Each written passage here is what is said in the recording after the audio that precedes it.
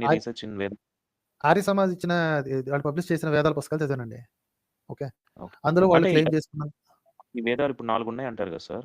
హుహు. వీటి అంటే అది ఒక మాటలో చెప్పాలంటే ఇప్పుడు నేనున్నాను సార్ మెకానికల్ ఇంజినీర్. థర్మోడైనమిక్స్ ఉంది. థర్మోడైనమిక్స్ ఏం చెప్తుందో ఓ సింగిల్ లైన్‌లో చెప్పొచ్చు. అట్లాగే ఈ హుహుహు. వేదాలు అసలు ఏంటసలు ఇవి ఏం చెప్తాయి? దేనికి పనికొస్తాయి సార్ మనకి జనరల్‌గా అంటే వాటి గురించి చెక్కలు తగిలేయటం తెలుసుకోవాలని ఎలా అని చెప్తారండి. ఒక లైన్‌లో చెప్పాలి అంటే చెక్కలు ఎలా తగిలేయాలో చెప్తది అంతే. That's all it does. చెక్కలు ఎలా తగిలేయాలో చెప్తది. ఇంకో 4 మాటల్లో చెప్పాలి అంటే చెక్కలు తగిలేసి దేవతల్ని ఆహ్వానించి నాకు మంచి చేకూర్చు. లంచం మాత్రమే ఉంటదండి ఇందులో. నేను నీకు సోమరసం ఇస్తాను. నాకు ధనము, ధాన్యము, పశు సంపద అన్నీ నాకు సమకూర్చిపెట్టు. నాకు చక్కనైన ఆరోగ్యం ఇచ్చిపెట్టు. అన్నీ అడుక్కోవటాలండి. ఓకే. ఇందులో జ్ఞానం గినం అంటూ ఏమి లేదు. ఋగ్వేదం స్పెసిఫికల్‌గా చెప్పుకుంటే ఇట్స్ ఓన్లీ అబౌట్ నేను నీకిది ఇస్తా. నువ్వు నాకేమిస్తావు? అది కూడా ఈళ్ళే అడుగుతారు. ఏమిస్తావని అడగరు. డైరెక్ట్‌గా నాకిది కావాలని అడుగుతారు. పశు సంపద పక్క రాష్ట్రాల్లోని, పక్క దేశాల్లోని, పక్క గ్రామాల్లోని, పక్క కబీలాలోని ఉన్న వాళ్ళ పశు సంపద నాకే దక్కేటట్టు చెయ్యి. వాళ్ళ మీద ఏంటి ఆహ్, వాళ్ళు నష్టానికి గురి కావాలి. వాళ్ళందరూ ఓకే. అధర్ములు. ఓకే. ఇంకా సామవేదం చూసుకుంటే సామవేదంలో సగం పైన కాపీ ఆఫ్ ఋగ్వేద అండి. ఓకే. అది పాటలు పాడుకోవడానికో లేకపోతే ఇది లయబద్ధంగా పాడుకోవడానికి ఉపయోగపడే విషయం. యజుర్వేదం అంటారా చెక్కలు తగిలేయటం ఎలాగా? ఏ ఏ పద్ధతుల్లో తగిలేయొచ్చు? ఏమేం చెక్కలు తగిలేయాలి? ఎలాగ దాని చుట్టూరా హోమగుండాలు తయారు చేసుకోవాలి? ఏమేం చేయాలి? కర్మకాండలన్నీ ఎళ్లి స్నానం ఎట్ట చేయాలి? ఇవన్నీ అందులో ఉంటాయి. ఇక అధర్వణ వేదం అంటే అంటారా? అధర్వణ వేదం is one of the worst of all the things అండి. ఓకే. అంటే అందులో ఈ అయితే మరీ దారుణంగా ఉంటాయి. సార్? ఫిలాసఫీ గురించి గానివ్వండి, మ్యూజిక్ గురించి గానియండి, ఇంకేదన్నా ఇట్లాంటి వాటిల గురించి ఏముండదు సార్? మానసికంగా యూ నో యూ కెన్ ఇప్పుడు పులిహోర కలపడం అంటే మనం చాలా తయారు చేయొచ్చండి. ఇప్పుడు మీరు ఒక దాని పేరేంటి? ఒక పిచ్చోడు టోపీ అమ్మ అని ఒక ఆమె ఉందండి. ఆమె మెంటల్లీ డిస్టర్బ్డ్ పర్సన్. తెలుసుకున్నాను. తెలుసు. ఎగ్జాక్ట్‌లీ. సో, ఆమె దగ్గర మీరు ఏంటి ఫిలాసఫీని నేర్చుకోదలుచుకుంటే పక్కన కూర్చొని పులిహోర కలిపేవాళ్ళు ఉంటారు. ఏది మన వాడి పేరేంటంటే మర్చిపోయాను. సిగ్గున మర్చిపోయాను క్యారెక్టర్.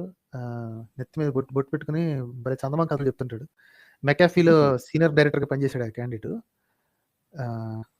ఎవరో ఒకళ్ళు చెప్తారులెండి. ఆమెను ప్రమోట్ చేసిన ఆయనే కదా సార్? ఆమెను ప్రమోట్ చేసినాడు. సో, పులిహోర కలపటం అనేది వచ్చిందనుకోండి, ఎంచైనా పులిహోర కలపొచ్చు మీరు. ఇప్పుడు గాడిద నుంచి ఏం నేర్చుకోవచ్చు అంటే, గాడిద నుంచి సహనం నేర్చుకోవచ్చు. చేప నుంచి ఏం నేర్చుకోవచ్చు అంటే, చేప నుంచి నిద్రావస్థలో ఉన్నా సరే, మెలకువగా ఎలా ఉండాలి అనేది ఇలా పులిహోర కలపడం చూసారా? నండూరి శ్రీనివాస్ ఆ క్యారెక్టర్ పేరు.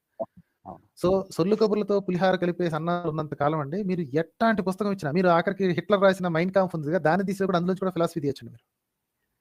So, okay.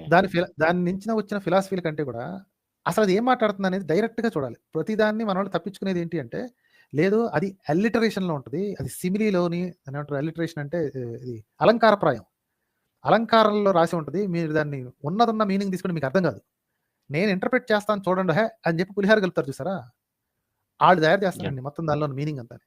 ఓపెన్‌గా ఉన్నది ఉన్నట్టు చదివితే చెక్కలు ఎలా తగలేయాలి అని తప్ప వేదంలో ఇంకేం ఉండదండి.